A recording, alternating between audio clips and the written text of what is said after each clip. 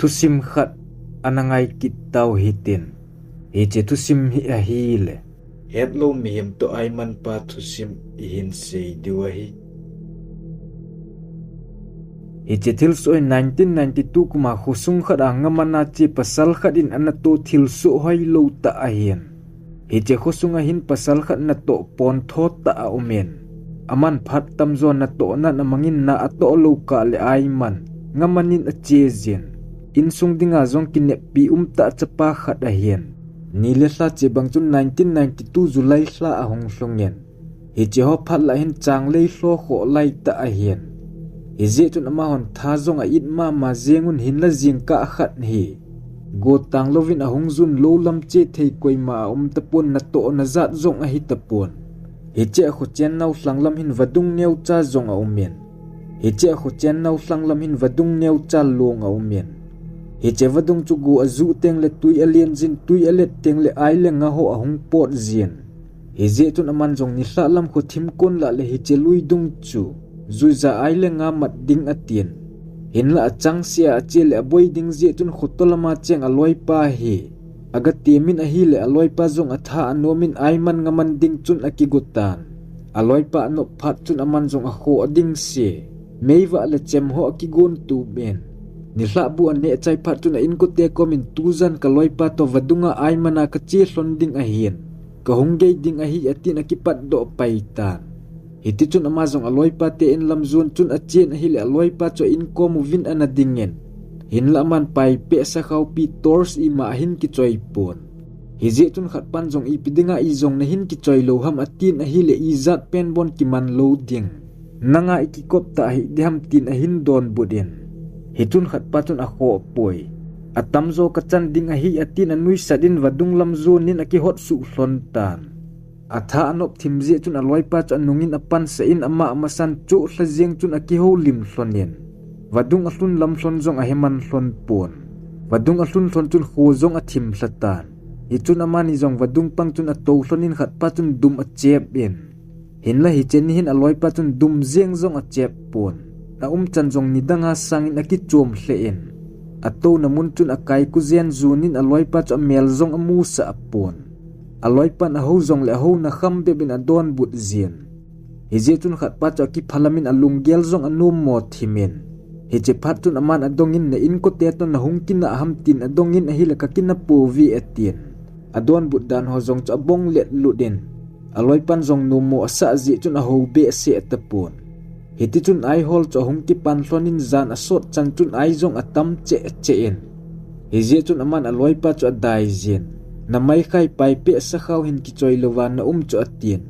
Aman ki pa ten ai ho cho pai pe le sa khaw pi chun asep lut zeng tan. Phat hong chen chom khat zo hin van ahung ging panin. Aman zong van ahung gin phat chun aloi pa kom chun ki le ding ahin som pan tan. Aman zong gu azu kit kain atin kinota chun ai cho hol len ahi le song nal khat hi. Aki chot tholin po den vadung chun aleng lut in. Hiti aki se lu phat chun tors aki man sa atan. Tors man sa phat chun khomuna khang muna tapon. Athim dan cho amit chang ki kaldo abang zeng tan. Hiche phat chun aman aloi pa cho asamin hin la aloi pa chun ahin don but pon. Tuima hat je chun khoza na zong pon. Aman aloi pa cho koma ha lo ham zong a hepon. Hiti chun ama zong aki mailen awang phat chun na in vadung pam lam ahong kaldo in. Tor sa lo phat chun ama zong achat ngam tapon. Hin la aloi pa chu thimlet lut la chun vadung pang la chun nom te in achat in agang zap zengin. Aman aloi pa chu aven seiding do ding a het lo man chun. Hungin che ta hiti atin ni ma seitam lo chun ahong kipat do tan. Ahong kipat do chun aloi pa chu khat ve hong nui po da in. Hi chun aman zong angol thim na hi ham. Hungin che ta hiti go hat kiding a hitai atin a hi le ha nui zin ahong nui zen. Hi che nui gin chu gom sung ho ki thong hel hul zengin. Hin la man seiding ima nei pon adong man chun kichan na gol pa. Nangol ngam hitam atin thip be chun muthim noi chun all in ahongin a hi le khat pa chun kai ku zen zunin anung cho hin zui zen. Hiche phat chun aman zong mingol pa. Hungkin no do mo nang amit hat zo muthim noi za khumu thei pa. Nang hung masan atin atot le na lai zen. Hiti a chom khat ahong zo hlon chun gumal ahong phin chel chulen. Hizi chun gom sungjong a so hla zengin gu ahong zu phat chun aloi pa chu abang le nuizin abang le akap yen hi che phat chun khat pa jong ahong ki chapanin a thip chet tan hi chun khat pa chun opi dep du bin a hin sejen ibola nei ki chat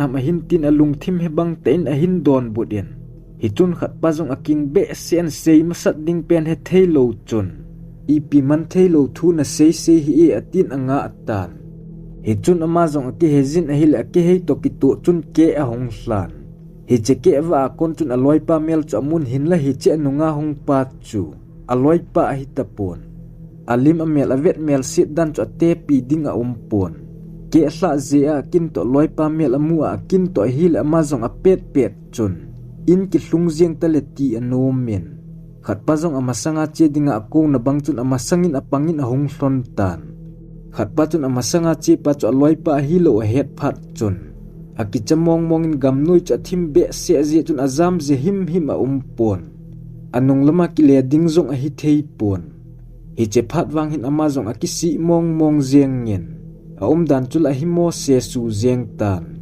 abul lama ho lim jeng pa chu khuai wa ki beng hla bangin a thip chet tan hiti chun amani jong a che hlonin hi le khat veile loi pa chu hung ding den zin chom khat zo teng a che kit zin khat pa chu ki chamong mongin hin la ama dingin bol the i ma cha pon aman zam ding jong angai ton hin la zam le man lo so ding jong a ki het zin hi je chun aki pasal sen thi le thi dam atin apang kut nen alung thima chun i ti ta le hung ki hezin ei that dem ti bo agelin aman ki het mo sa ta ho lim ding ati jong le sei ding mong a heta pon adap sa zia aki thin to aki chat zia aki thin to hi le lamzot je jang jong a heta pon king a to den ding agel jong le hi thei pon ama dingin i mangai to dan jong a ta pon alung thimin wang a thidingin bo oki gelin mo thim no hi je chun zam jong le khat pa chun a hin del le su chalo ding a hian hi je chun kichata chun anung chu thip chedin a hin zuijen hiti chun hi chepanung chu hin zuizin a hi le sot thim zo hian gala kona amin hling se da min a hin sap gin hi azamang phel phulin hi che o aza chu velin azan hin la man hi che min a hin ko jong chu don but ngam ta pon husagin aza zo se aki chan ato alu azan adip adabin ata sa pumpi avot hlan ahinga thi to bang ahitan hi che masanga che pa jong chun ogin ki za na lam cha zon phejen ahong nai mong phat chun tors wa ho jong akimu thei tan hi che phat hin khat pa jong akipa mong jengen alung sunga chun tu ni wang ka thi lo ding a hi tin akinem tan hi che mi ahong hol ho to ki su to jeng diu phat chun amasanga pa cha mit phet kain asu na ki heta pon hi che ni kho ai aloi pa ai mandinga atep pa chu khona lama apanyau dam lo ve a na chi a hian ni hla lama he aloi pa to ai mandinga akigot je chun aman jong anga in a hil a hong tapon